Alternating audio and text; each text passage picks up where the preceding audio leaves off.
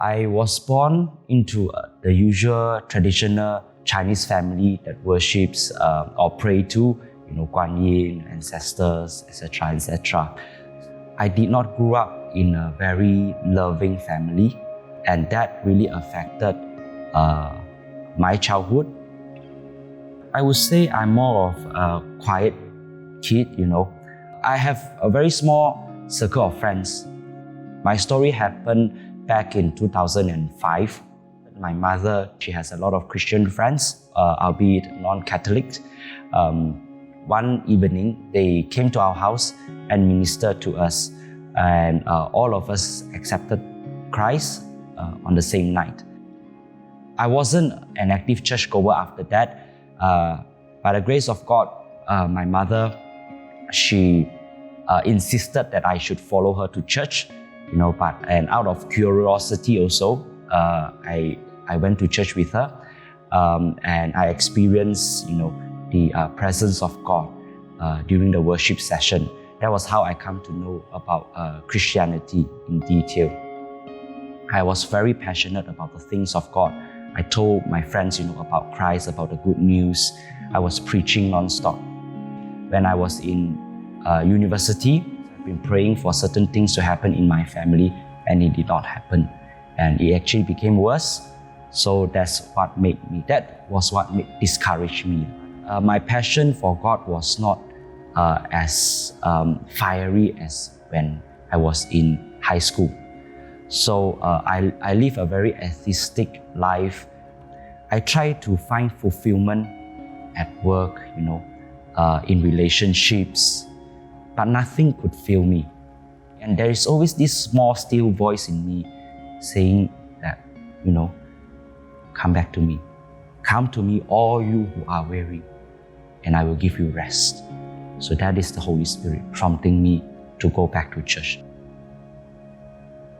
During MCO time, I saw a lot of sufferings. A lot of people were dying, people were losing their jobs, including my dear aunt. She couldn't get her first vaccination before she got infected. So unfortunately, she passed away. So when I saw all these things happen, I asked myself, should I only start seeking God when I'm in my late 60s, after I have, spent all my life working?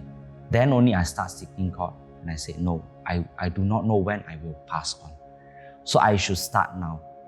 So me being a purist and being very stubborn and of course arrogant, I want the full truth. I want the truth unfiltered, as original as it could be. So I read back into church history and I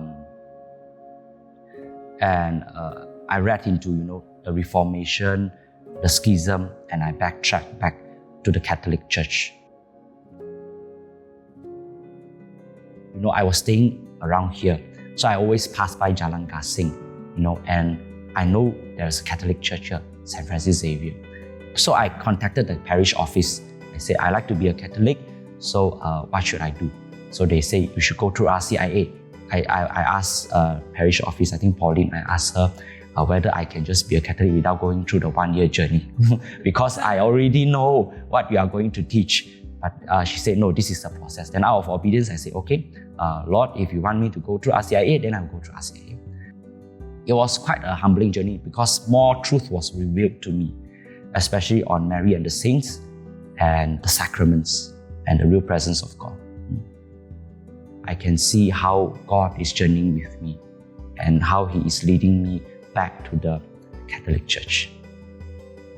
I think the most difficult not just for me, but for all of us, is to carry our cross and to follow Christ. I'm not just carrying my cross only on Sundays, I have to carry my cross every day. The moment I woke up, I need the mercy of God. I say, God, grant me the strength to carry my cross and to follow after Thee. Charity, faith, and hope. How can I bring these Christian values to my workplace, to my social circle? That is the challenge. Because at the end of the day, only the Lord can fill us. We have all this longing in our hearts, and in the end, we will all return to God. We will be with God. So seek Him know Him now, so that in the afterlife you will recognize Him.